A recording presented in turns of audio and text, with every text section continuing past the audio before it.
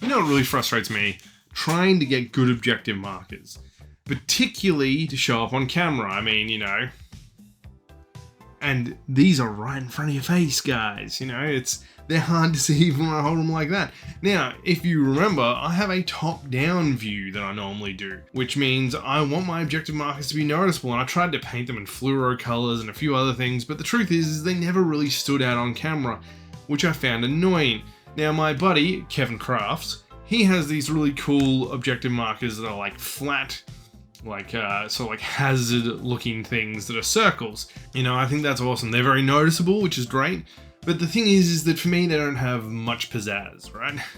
They're functional, which is fantastic, but overall, not exactly, holy crap, look at that awesome objective marker, right? So what ended up happening was that I was out helping my mom clean some stuff out, and anyway, she had a whole bunch of lights that she happened to have, like little sort of different light things. There were square ones and round ones and stuff like that, and I thought, oh, I could do a couple things with these. But then she showed me these lights. This is a puck light, and it's about 2.5 inches diameter.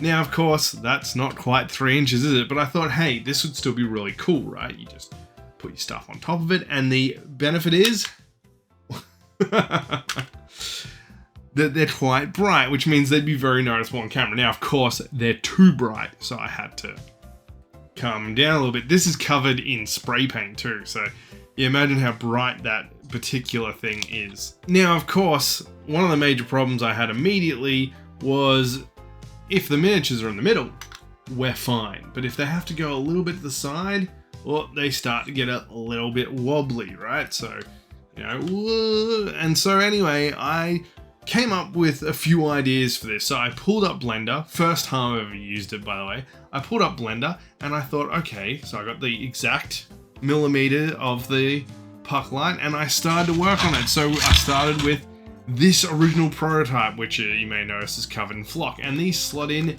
perfectly. The issue is though, is without flock or anything, even with flock, as you can see, they have to be positioned very carefully, which means I was in the same predicament as before, right? Guys falling off the objective marker, which means it's hard to spot immediately that they've got it. And so what happened? Well, I went to the next one. This is my next prototype that came out.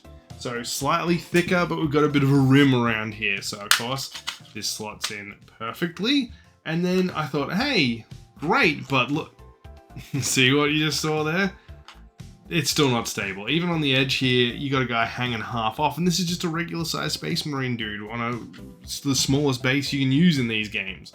So no, that wasn't it. That was Dunzo. So then I came up with this. Yeah, look at that. Nice and flat, and it worked perfectly. Great, right? But as soon as you put it on the table, look at that. Oh, look at the gap there. It's a big gap. But finally though, I was able to have characters stand on the end of it and be quite safe. And even if they were here, you know, like they've got a bit more wiggle room now, right? Like you can put one guy up on this spot and then down here. Of course, the issue is now, like, you need to decorate this, but that of course was a failure. And then I went through 2 more prototypes, which were also pretty big failures, sadly. But finally, I got it. I got the perfect size base. And yeah, it just worked beautifully. So anyway, we're gonna have a look at how I made one of these from scratch, and we'll talk through the process, which I think is actually pretty cool. Yeah, so I started off with a white spray paint, and I just put some little tape over the light holes, I guess would be the best way to put them, and I just painted the whole entire thing brown. Nothing too fancy. I wasn't going for super accuracy because we will be making some changes with the texture and stuff later, so it was just a base color. Then I took the tape off and I painted the little light squares red. They weren't 100% accurate, but that's fine. I then put these little light hoods on that I made in Blender. Didn't take very long, it took me about a minute, so they were pretty straightforward. And then I put this satellite dish on there, which is going to be the main feature of this sort of thing, and I glued them all into place. And here comes the texture I was talking about. So I painted the whole entire thing in PVA, yep, every square inch of it. Of course, after the paint had dried, and not in the little light holes, and then I just dump sand on it. I know that sounds a bit weird, but that's going to be our texture point, so this will be one of 2 coats of sand. So sadly, due to some footage loss, you missed the tan painting, but I hated this. I didn't like the color of it, and also the light was still bleeding through quite heavily, so I decided to re-PVA sand everything, and I also then went through and I just touched up the red across the board on this because I was a little bit unhappy with how that looked as well. So this is just a touch-up phase. At this point, I realized that you could just see the very edge of the base at the bottom, so I decided to paint it red so it had a red glow. And I went through and I painted the areas where light was bleeding through with a thicker brown paint. So just to demonstrate that you can change things on the fly when it happens, I decided to just ink wash this grey because I thought it looked fine as it was. And then midway through the ink wash, well, most of the way through the ink wash, I was like, I absolutely hate this.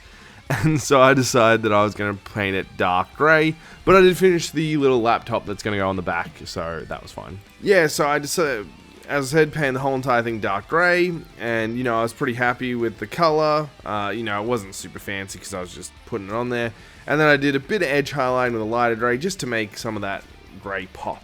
And then I went through and I just put a dark, strong tone over the sand as a wash, just so that I was feeling a little bit that it didn't quite match across the board, and also I got to cover up some little spots where light was bleeding through, so and I ended up with a quite nice looking desert. And now that I was more happy with the base color, I came back and I just did a dry brush. I did a couple of runovers with this, I only recorded one.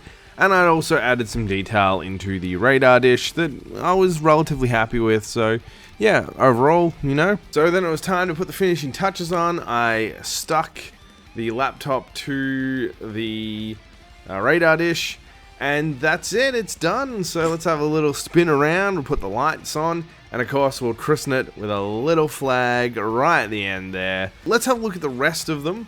So as you can see here, here's a table set up with all of the objective markers on it, and I just think that they really stand out quite nicely. So, but I also took a lights out shot, so you know, if you ever need to play in the dark, I got you covered.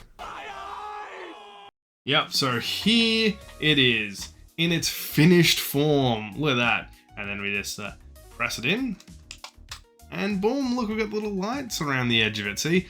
And then we've even got a bit of a glow in the very tiny, like, sliver of a gap that ends up here. Just from the fact that it's not like a absolutely flush, right? There's a little bit of wiggle room here.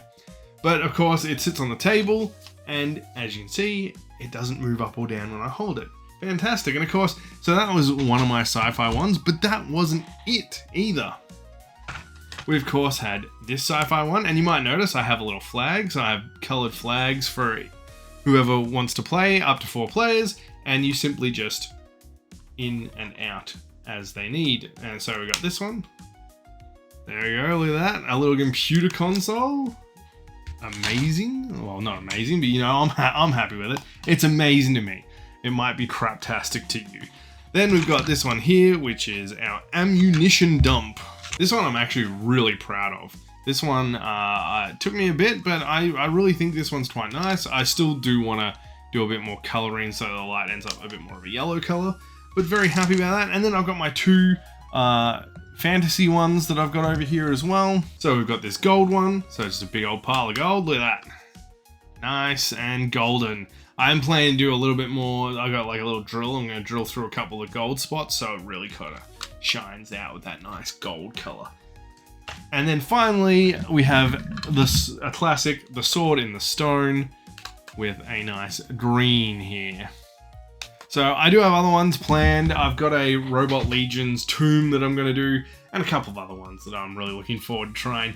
But yeah, so puck lights, they are cheap. You get them in packs of 4, and they just are really cool. You can get them off AliExpress or Wish or whatever cheap crap website you want. And yeah, boom, boom, you know. And the coolest part is that it does come with this remote that you can hit all of them on at the same time.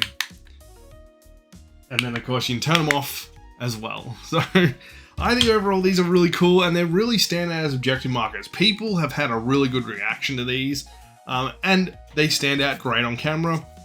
I've shot a bit of footage for that, and they look really good because you can just go, oh look, there's the glowing thing, and we know that it's a 3-inch diameter, and because they're all themed to the base as well, like it's not just a grey ring that I've put around the base, right? They're all themed. Okay, so we've just got to shout out our Patreon, so let's get into that. What we've got here is we've got Orcback Jack in the War Noobs tier now.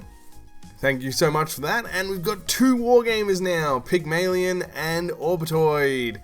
Thank you so much, guys. Much appreciated. And let's get back to the regularly scheduled bye-bye time. Anyway, thank you for joining me once again. If you enjoyed this video, give it a like and a comment and all that kind of crap. Yeah, I will see you on the next video, which will be a review. I've got a couple of ideas in mind. Yes, fantasy is coming. I've still got to paint the armies. I have been under the gun a bit lately. So let's move forward. Let's get stuck into this. The 1,000 subscriber special is definitely coming. It's just I want to make sure it's done properly. And therefore I need to have 2 fully painted armies to have fun with it. So catch you on the next one. See yous.